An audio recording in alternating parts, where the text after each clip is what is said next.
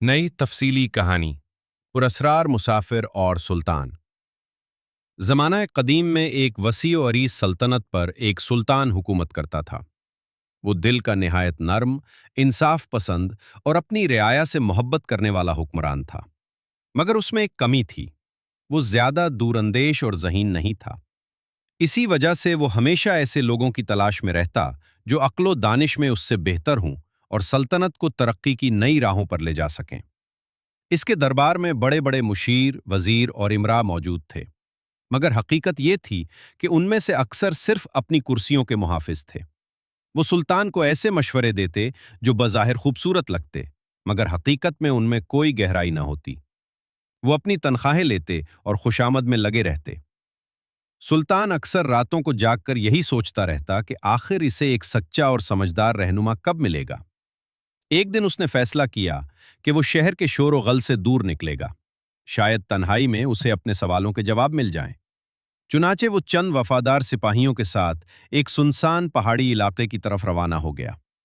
वहां की फिजा पुरसुकून थी, ठंडी हवाएं चल रही थीं और दूर दूर तक खामोशी छाई हुई थी। काफी देर सैर के बाद जब वो वापसी के लिए मुड़ा, तो अचानक उसकी नजर एक अजीब मंजर पर पड़ी। एक शख्स एक बड़ी चट्टान के पास बैठा था। उसकी नजरें आसमान पर जमी हुई थीं और वो आहिस्ता आहिस्ता खुद से बातें कर रहा था। उसके चेहरे पर ना तो पागलपन का तासुर था और ना ही आम इंसानों जैसी परेशानी, बल्कि एक अजीब सा सुकून और गहराई थी। सुल्तान उसके करीब गया और नरमी से बोला, ऐ शख्स, तुम कौन हो और इस वीराने में क्या कर रहे हो? क्या तुम दीवाने हो या किसी गहरी सोच में डूबे हुए हो? वो शख्स हल्का सा मुस्कुराया।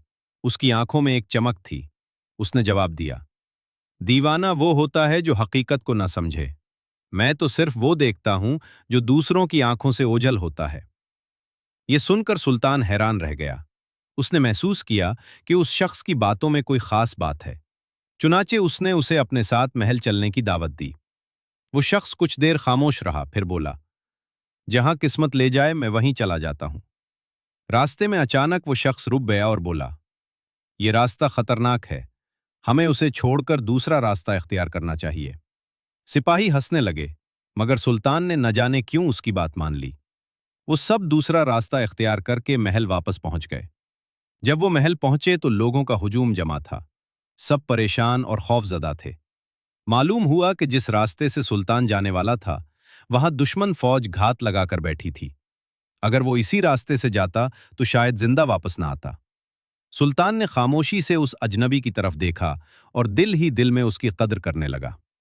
महल में उसे इज्जत दी गई, मगर दरबार के मुशीरों के दिल में हसद की आग भड़क उठी। वो सोचने लगे कि ये अजनबी अगर सुल्तान का करीब हो गया तो हमारी अहमियत खत्म हो जाएगी।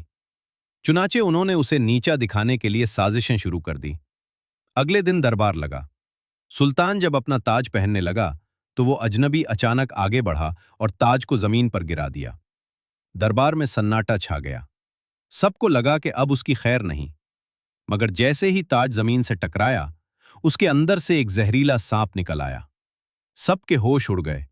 अगर वो ताज सुल्तान के सर पर होता तो सांप उसे डिस लेता।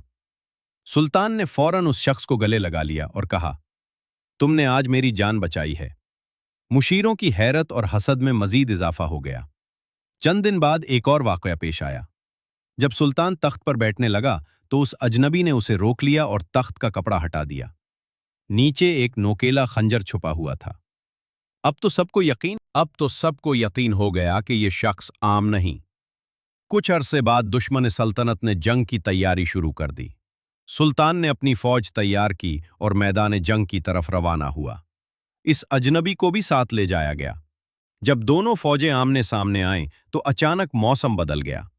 तेज आंधी चलने लगी। गिरदो गुबार ने हर तरफ अंधेरा कर दिया। इसी अफरा तफरी में दुश्मन बादशाह एक खतरनाक जगह पर फंस गया।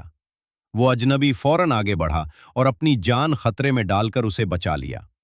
दुश्मन बादशाह उसकी बहादुरी से मुतासिर हुआ और उसने जंग रोकने का ऐलान कर दिया। यूं एक बड़ी जंग टल गई और दोनों रियासतों के दरमियान सुलह हो गई। सुल्तान बेहद खुश हुआ। उसने ऐलान किया कि वो उस शख्स को अपना खास मुशीर बनाएगा और उसे आला मकाम देगा। मगर वो शख्स मुस्कुराया और बोला, मैं न दरबारी हूं न हुक्मरान। میں تو صرف ایک مسافر ہوں جو اپنا فرض ادا کر کے آگے بڑھ جاتا ہے۔ یہ کہہ کر وہ خاموشی سے چلا گیا اور کوئی نہ جان سکا کہ وہ کہاں سے آیا تھا اور کہاں چلا گیا۔ سبق: یہ کہانی ہمیں یہ سکھاتی ہے کہ ہر عجیب انسان پاگل نہیں ہوتا۔ سچی عقل اکثر خاموشی اور سادگی میں چھپی ہوتی ہے۔ حسد انسان کو اندھا کر دیتا ہے اور اللہ جسے چاہے عزت اور مقام عطا کرتا ہے۔